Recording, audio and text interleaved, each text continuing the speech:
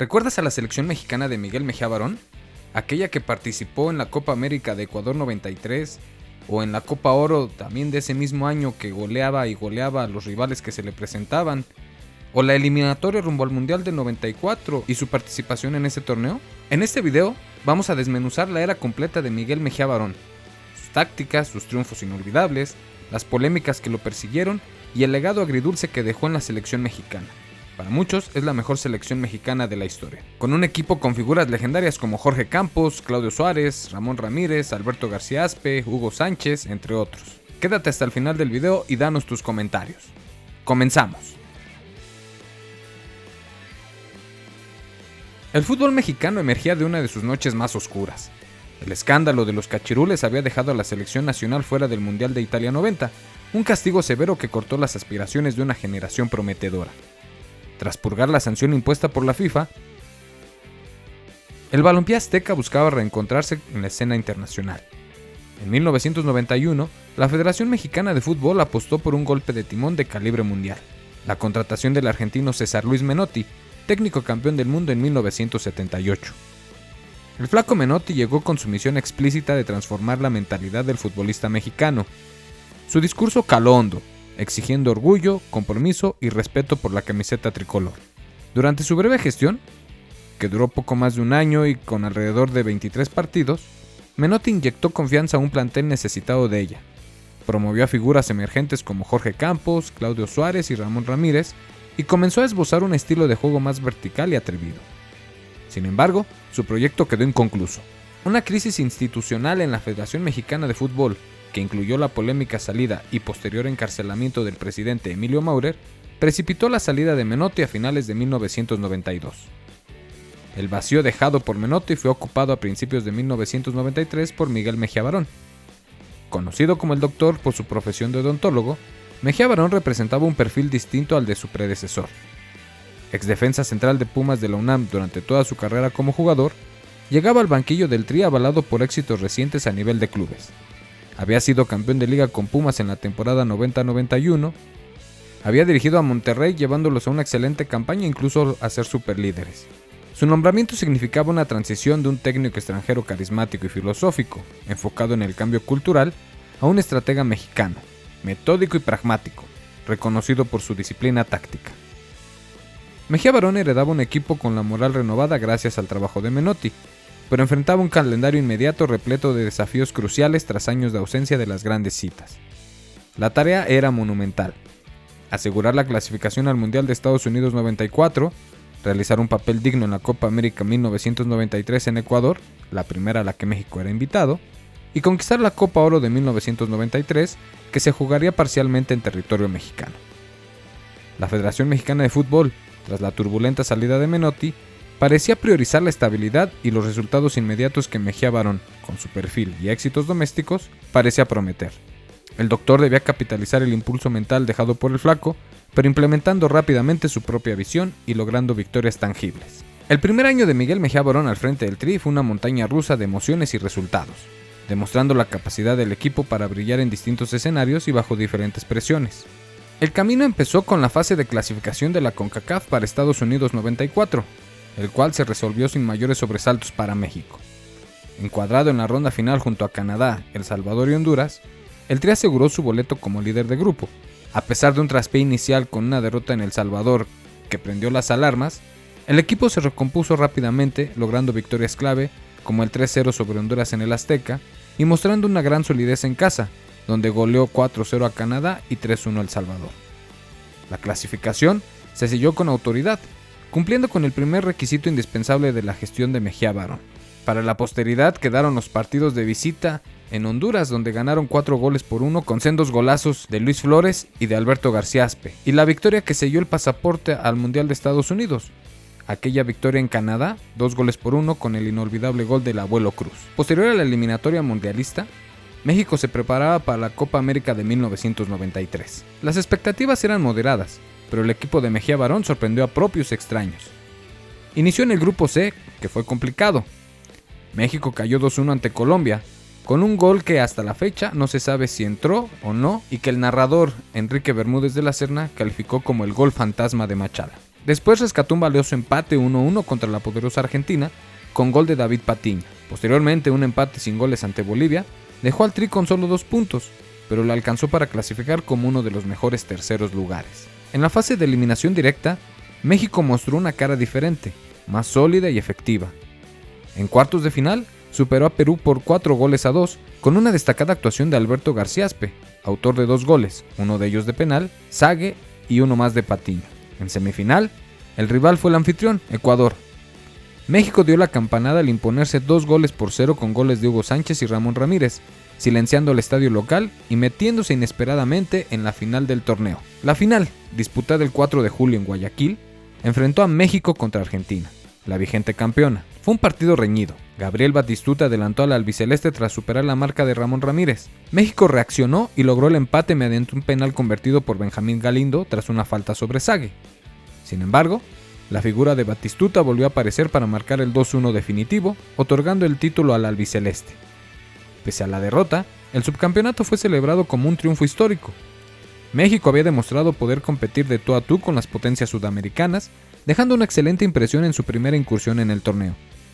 La lista de convocados para ese torneo incluyó a figuras clave como Campos, Suárez, Ambriz, Ramón Ramírez, García Aspe, Benjamín Galindo, Hugo Sánchez, Luis García y Zague. El siguiente examen era la Copa Oro de la CONCACAF, celebrada conjuntamente en Estados Unidos y México. La selección mexicana desplegó un fútbol ofensivo demoledor, dejando una marca imborrable en el torneo. Con una contundencia pocas veces vista, el equipo anotó la asombrosa cifra de 28 goles en tan solo 5 partidos, un promedio superior a los 5 tantos por encuentro. El camino hacia el título fue una exhibición de poderío. En la fase de grupos disputada en el Estadio Azteca, México apabulló 9-0 a Martinica en una noche histórica donde Luis Roberto Alves Zague marcó 7 goles. Siguió un empate a 1 contra Costa Rica, el único partido donde no lograron una goleada, y cerraron con un aplastante 8-0 sobre Canadá. En semifinales, Jamaica fue la víctima cayendo por 6-1. La final, disputada el 25 de julio ante un Estadio Azteca abarrotado, enfrentó a México contra el campeón defensor, Estados Unidos. El Tri no dejó dudas y se impuso categóricamente 4-0, con goles de Ignacio Ambriz, Guillermo Cantú, Zague y un autogol de Desmond Armstrong. Zague se consagró como el máximo artillero del torneo con 11 dianas, seguido por su compatriota Luis Miguel Salvador con 5. Ramón Ramírez fue elegido como el jugador más valioso del torneo, mientras que Jorge Campos, sólido en la portería, apenas recibió 2 goles en todo el certamen. Esta contundente victoria significó el 4º título continental para México y aseguró su pase a la Copa Rey Fahd 1995. Este intenso 1993 permitió vislumbrar los primeros rasgos del equipo de Mejía Barón. Se percibía un énfasis en la cohesión grupal y en la consistencia de los jugadores convocados, buscando crear un núcleo estable. Sin embargo, también surgieron las primeras polémicas. Durante la Copa América, Luis García, quien venía de una buena temporada en el Atlético de Madrid, fue relegado al banquillo en favor del veterano Hugo Sánchez, una decisión que, según relató el propio García años después, se debió a presiones federativas para mantener a Hugo en el escaparate y que generó una fuerte fricción entre el delantero y Mejía Barón, llegando a estar meses sin hablarse. Este episodio adelantaba una dinámica que marcaría el futuro: la gestión de egos y la priorización de jerarquías sobre el momento de forma. El contraste entre la Copa Oro y la Copa América reveló una interesante capacidad de adaptación. Frente a rivales de CONCACAF, donde México partía con ventaja de talento, el equipo mostró una vocación ofensiva arrolladora. En Sudamérica, contra adversarios de mayor jerarquía, exhibió una faceta más pragmática y resiliente, capaz de sufrir, defender con orden y golpear en momentos clave. Esto sugería que Mejía Barón poseía la flexibilidad táctica para ajustar el planteamiento según el contexto, una cualidad esencial para la alta competencia internacional. Con los éxitos de 1993 en el bolsillo, el enfoque se centró en el gran objetivo, la Copa del Mundo de 1994, a celebrarse en el vecino Estados Unidos. Como ya lo comentamos, la fase de clasificación de la CONCACAF para Estados Unidos 94 se resolvió sin mayores sobresaltos para México, consiguiendo el único cupo que otorgaba la CONCACAF en el cuadrangular final. Durante la preparación para el Mundial, Mejía Barón reafirmó su filosofía de dar continuidad a un grupo base de jugadores. Buscaba la consistencia en el rendimiento y la familiaridad con su sistema táctico. La formación preferida era generalmente un 4-4-2, aunque con flexibilidad para adoptar variantes, como un mediocampo en rombo en ciertas fases. Si bien se alejaba del énfasis filosófico de Menotti, es posible que algunas ideas del argentino sobre verticalidad y ataque se integraran en la estructura más organizada y disciplinada del doctor. La columna vertebral del equipo estaba claramente definida. Jorge Campos era el dueño indiscutible de la portería. La defensa se articulaba en torno a la pareja de centrales, con Claudio Suárez y Juan de Dios Ramírez Perales. El medio campo contaba con la dinámica y el liderazgo de Ramón Ramírez, Alberto Garciaspe e Ignacio Ambriz. Y arriba, la pólvora la portaban Luis García, Zague y, como figura experimentada y referente histórico, Hugo Sánchez, aunque su rol ya no era el de titular indiscutible. Un detalle interesante del cuerpo técnico fue la inclusión de dos jóvenes asistentes que años después tendrían exitosas carreras como entrenadores, incluyendo pasos por la propia selección nacional: Ricardo el Tuca Ferretti y Javier el Vasco Aguirre. Su presencia sugería una diversidad de pensamiento táctico disponible para Mejía Barón. La apuesta por la continuidad generó un equipo cohesionado, con automatismos bien trabajados y un núcleo de jugadores que se conocían a la perfección. Esta estabilidad fue clave para superar la eliminatoria y llegar al Mundial con un grupo consolidado. Sin embargo, esta misma filosofía conllevaba el riesgo inherente de la previsibilidad y una potencial dificultad para incorporar jugadores en mejor momento de forma que no pertenecieran al círculo de confianza del entrenador, o para reaccionar tácticamente ante imprevistos durante los partidos cruciales, un aspecto que se pondría a prueba en la Copa del Mundo. Estados Unidos 94 representaba para México la oportunidad de confirmar su regreso a la élite, y jugando prácticamente en casa por la cercanía geográfica y el apoyo de la afición, aspiraba a superar la barrera histórica de los octavos de final alcanzada en los mundiales como local de 1986 y 1970, aunque recordemos que en 1970 eran 16 selecciones y la segunda fase era directamente a cuartos de final. México quedó encuadrado en el grupo E, rápidamente bautizado como el grupo de la muerte por la paridad de sus integrantes: la siempre orgullosa Italia, un equipo británico como Irlanda, y Noruega, la sensación europea del momento. El debut fue amargo, con una derrota de 1-0 ante Noruega en Washington, producto de un gol de Rekdal en los minutos finales. Pese al dominio y las ocasiones generadas, especialmente una muy clara de Zague, el Tri comenzó con el pie izquierdo. La reacción llegó en el segundo partido, contra Irlanda, en Orlando. Bajo un calor sofocante, Luis García Postigo, el niño artillero, se vistió de héroe con un doblete de magnífica factura. 2 disparos colocados marca de la casa para sellar una victoria crucial por 2-1. En el último encuentro, de nuevo en Washington, México se enfrentó a la 3 veces campeona del mundo, Italia. Un golazo de Marcelino Bernal desde fuera del área dio el empate al Tri, como respuesta al gol anotado por Daniele Mazzaro casi iniciando el segundo tiempo. El 1-1 final dejó al grupo en una situación insólita. Los 4 equipos terminaron empatados con 4 puntos y con una diferencia de goles de 0. El criterio de desempate fueron los goles anotados, y México, con 3 tantos a favor, se adjudicó sorpresivamente el liderato del grupo. Superar un grupo tan competitivo y como primero generó una ola de optimismo y elevó las expectativas de cara a la siguiente fase. El rival en octavos de final fue Bulgaria, un equipo peligroso liderado por la estrella del FC Barcelona, Hristo Stoichkov. El partido, disputado el 5 de julio de 1994 en el Estadio de los Gigantes de Nueva York, bajo un calor y humedad extremos, se convirtió en uno de los episodios más dramáticos y controvertidos de la historia del fútbol mexicano. Bulgaria golpeó primero. Apenas al minuto 6, Stoichkov aprovechó un rápido contragolpe para batir a Jorge Campos y poner el 1-0. México no tardó en reaccionar. Al minuto 18, tras una falta sobre Zague dentro del área, Alberto Garciaspe convirtió con seguridad el penal del empate a 1. El partido se tornó ríspido y de mucho desgaste físico. La tensión aumentó con las expulsiones. Primero, el búlgaro Emil Kremenliev, lo que le daba cierta ventaja al equipo mexicano. Sin embargo, minutos después, Luis García vio la segunda tarjeta amarilla y los equipos quedaron en igualdad de circunstancias. El marcador no se movió más durante el tiempo reglamentario ni en la prórroga. Mejía Barón mantuvo su esquema 4-4-2 buscando controlar el medio campo y neutralizar la amenaza de Stoichkov. Sin embargo, la decisión más cuestionada y que marcaría su legado fue la de no realizar ninguna sustitución a lo largo de los 120 minutos de juego. A pesar del evidente desgaste de los jugadores por el calor, la humedad, el esfuerzo y las expulsiones, el doctor optó por mantener a los mismos 11 hombres en el campo. Esta inflexibilidad se cristalizó en la famosa escena de la banda durante el tiempo extra. Las cámaras captaron una larga conversación entre Mejía Barón y Hugo Sánchez, quien calentaba para ingresar.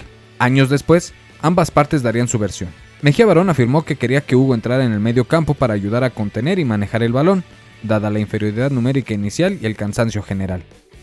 Hugo, por su parte, habría expresado su deseo de jugar como delantero, su posición natural, considerando que era donde más podía aportar.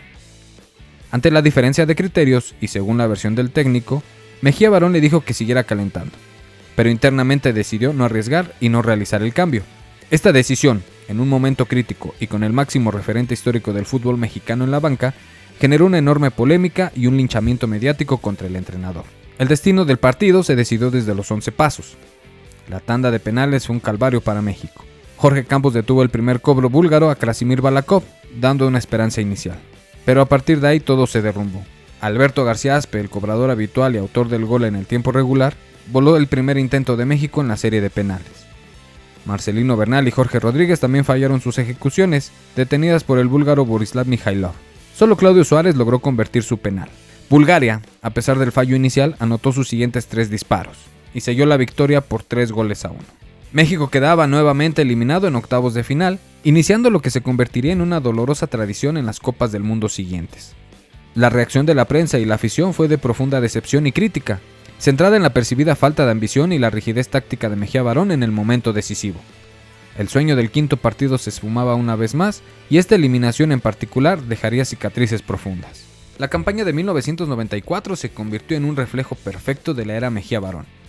Un logro significativo e ilusionante, como era ganar el grupo más difícil, seguido inmediatamente por una caída dolorosa, marcada por decisiones controvertidas y una aparente incapacidad para superar la barrera psicológica y táctica en la instancia definitiva.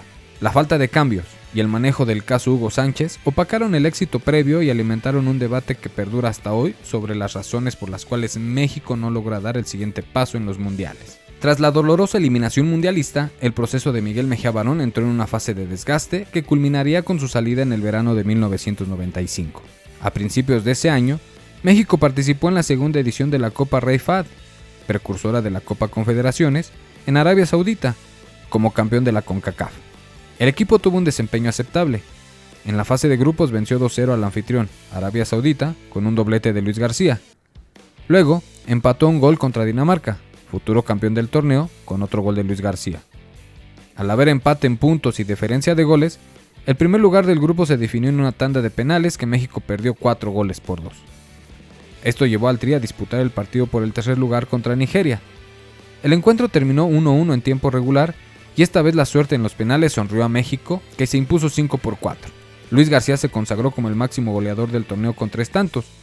Aunque se logró el podio, la definición por penales contra Dinamarca reavivó los fantasmas recientes. El torneo que marcó el fin de la era Mejía Barón fue la Copa América de 1995, celebrada en Uruguay.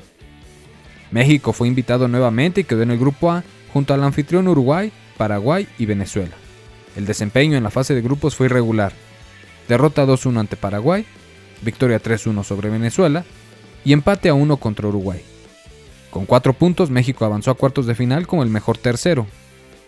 El rival en cuartos de final fue el otro invitado de CONCACAF, Estados Unidos.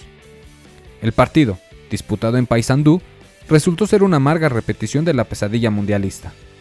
Tras un empate a 0 en los 120 minutos, la eliminatoria se decidió nuevamente por penales, y la historia fue aún peor que contra Bulgaria. El portero estadounidense, Brad Friedel, se convirtió en figura al detener los disparos de Carlos Hermosillo y Alberto Coyote. Solo Luis García acertó para México.